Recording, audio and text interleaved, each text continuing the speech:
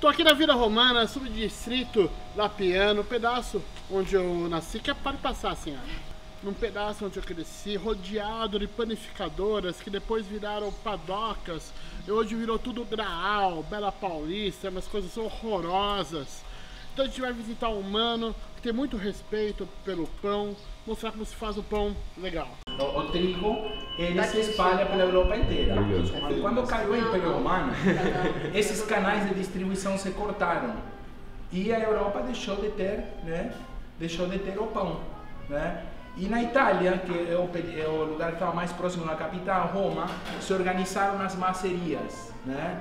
Que eram os lugares onde se guardava o grão passou a ter preço de ouro, e era o lugar onde se guardava o trigo e onde se fazia também pão, e eram hostais, ou seja, eram grandes casas fortificadas por vezes, né? Para evitar o assédio, o roubo do grão, precisamente, e aí se fazia pão, e aí que começou a cultura da massa na Itália, né? Mas se não tivesse sido essas macerias, quem sabe o que teria acontecido, porque o pão teria regredido até Grécia, né? Que é de onde surge o pão, vem da Pérsia e do Egito, passa a Grécia, em Grécia ganha ingredientes, né, que tornaram ele gourmet, vamos dizer, né? Como é a azeitona, como é a uva passa. Eles enriqueceram o pão dos egípcios e daí vão para os romanos, quando Roma invade Grécia. A Roma é a evolução do pão. A Grécia é o enriquecimento do pão, né? Então é assim que a deusa da fertilidade, Deméter, né? Ela é a deusa dos campos do trigo, né? A sua maceria, como começou? Então aqui a maceria começou precisamente com essa ideia. Eu sou artista plástico, artista gráfico, e eu trabalhei bastante tempo com isso. E chegou um momento em que isso me cansou um pouco, o desperdício que tinha de tinta, a contaminação ambiental, e procurei uma outra área onde assim, tivesse um pouco da arte, porque na verdade mesmo dentro das artes plásticas eu me considerava um artesão, né?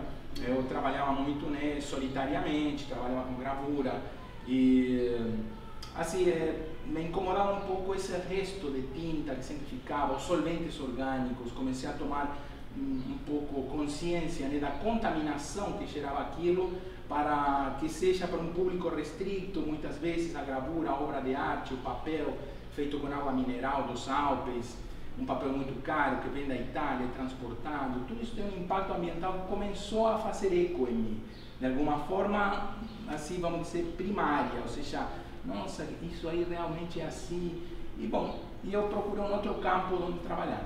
Aí eu fui estudar gastronomia, que na época não era ainda tão assim, essa coisa do chef, né, que tem agora, assim, do chef estrela, né? E aí eu fui lá para Buenos Aires estudar tudo relacionado com massa, né? Massas folhadas, massas com ovo, que são a base da massa italiana, né, recheada, do macarrão. E dentro dessa búsqueda eu encontrei o pão lá, que foi ou seja, não sei se eu encontrei ou ele me encontrou, né, de alguma forma, porque sempre fomos muito fascinados por comer pão, né? A gente comprava pão na padaria no Glicério, uma antiga padaria italiana no Glicério, que era muito escondida, o Glicério é uma área muito degradada hoje em São Paulo, mas que já conheceu épocas mais... Eu adoro, né? Você. Então, muito legal. É um gosto compartilhado, eu gosto muito de lá. E tinha uma padaria, principalmente na rua do Glicério, na qual a gente tinha uma relação de amizade com os donos, que a gente ia comprar o pão de cebola, o pão italiano, e a nosso parecer melhor que o pão do Bexiga, né? Sim, claro. E de repente fechou essa padaria.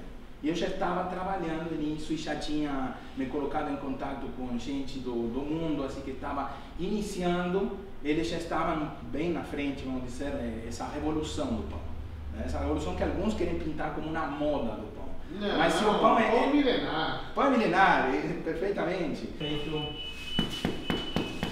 Porque assim, o pão, o que acontece? Ele precisa descansar depois que saiu do forno. Uhum. É incorreto comer o pão quando ele sai, né,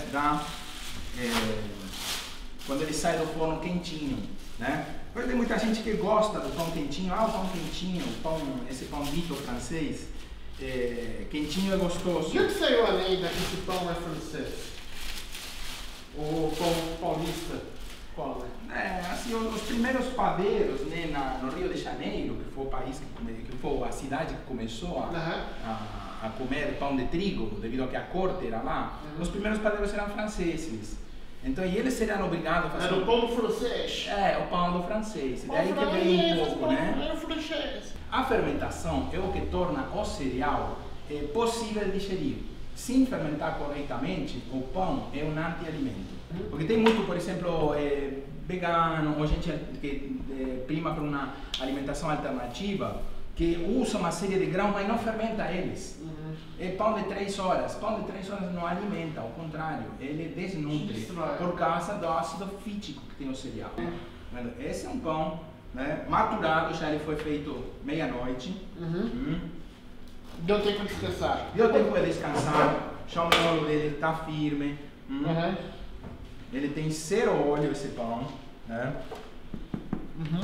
Ele tem, não tem nada de gordura, água, farinha e sal esse pão. Tem acidez. Água, farinha e sal, mais nada, né? Aqui no caso, né? Ele é macio pela quantidade de água que ele tem. E essa farinha que tem aqui é um resto do descanso dele, porque ele descansa assim numa cesta. Porque hoje nós vemos que algumas padarias convencionais, elas colocam farinha em cima do pão para imitar um pão artesanal. Na verdade, o que eles estão fazendo, nesse caso, é atrapalhar a caramelização da crosta. Né? Essa farinha é indesejável. Aqui, bom, ela não precisou dessa farinha para não grudar na cesta. Mas se o pão é assado numa assadeira, sim, não precisa de farinha em cima. Mesmo as decorações que fazem, é uma coisa prejudicial, porque é farinha crua. Truque. Né? É um truque. É um que mais para pão fazer, tem para mostrar pra gente? Parecer artesanal. Bom, pode sair alguns filonchinhos, né? Também a mesmo. mesma massa. O que é isso? Né? É um filoncino, seria a baguete dos italianos, né? Né? Esse aí não escorre, né? Coisa linda. Esse é um pão que é feito na máquina, né? É uma amassadora convencional, portuguesa, mas ele é batido 7 minutos. Né? Em uma padaria convencional, essa batida pode chegar a 35 minutos.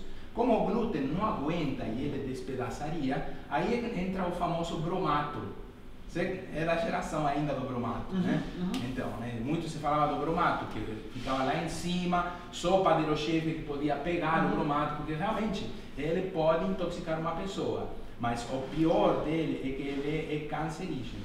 Consumido através do tempo, ele altera o funcionamento celular ao ponto de poder criar um câncer, né?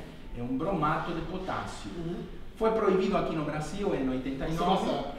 Então, assim, a partir de que ele foi proibido, só é substituído imediatamente por ácido ascórbico artificial, ou seja, vitamina C artificial, que é inócua. Então, assim, o mercado ele precisou realmente esperar uma proibição do governo para tomar uma medida que era muito fácil de tomar e evitar criar uma doença na população. Então, nós vemos como, ponto de vista mercadológico, do dinheiro, ele ganha sempre em relação à boa intenção de criar um alimento de verdade.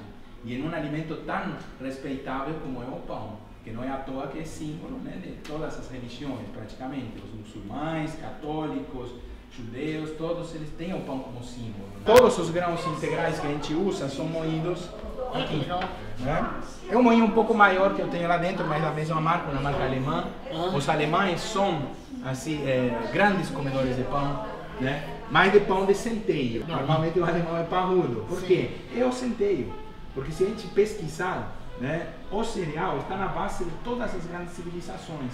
Temos 7 cereais, né, desde o arroz até o milho, que é o cereal da América, passando pela cevada e o trigo, cereal mediterrâneo por natureza, né, a aveia, que é o cereal dos ingleses, né, o centeio, que é o cereal dos alemães, e o painço da África.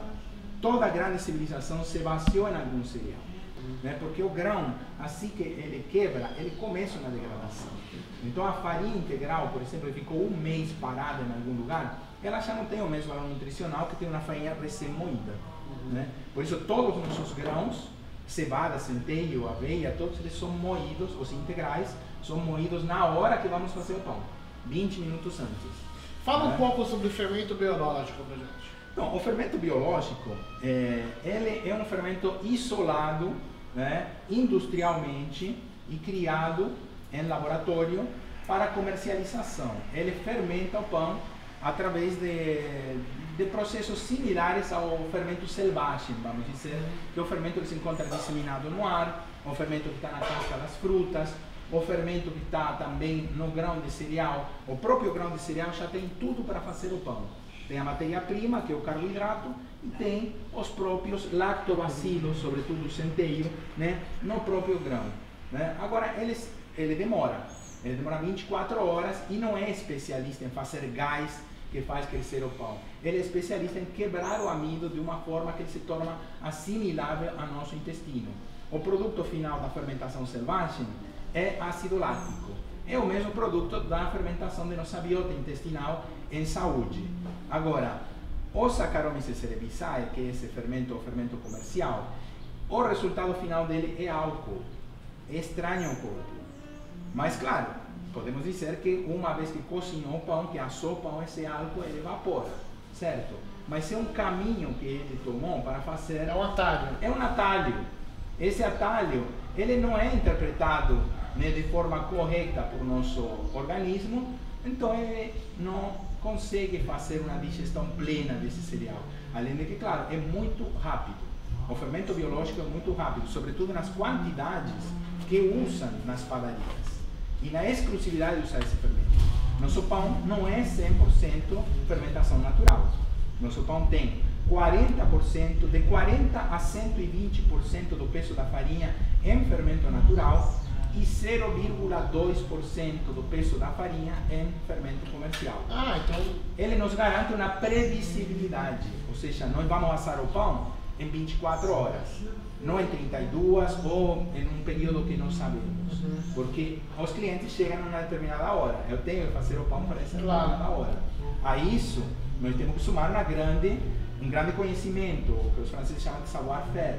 Ou seja, nós temos que saber manipular essas culturas.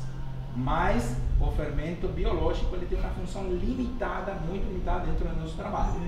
Mas para os padeiros iniciantes que querem começar a fazer pão em casa, eu recomendo sempre começar com o fermento biológico para eles começarem a interpretar a parte física do pão, como se comporta o glúten, quais são os tempos, e a partir desse conhecimento básico, eles passarem a utilizar aí sim o fermento natural em proporções cada vez maiores. Então, o Clube do Pão é um sistema, né, de entrega que inventamos como uma forma de chegar em pessoas que não podiam chegar até a maceria no sábado.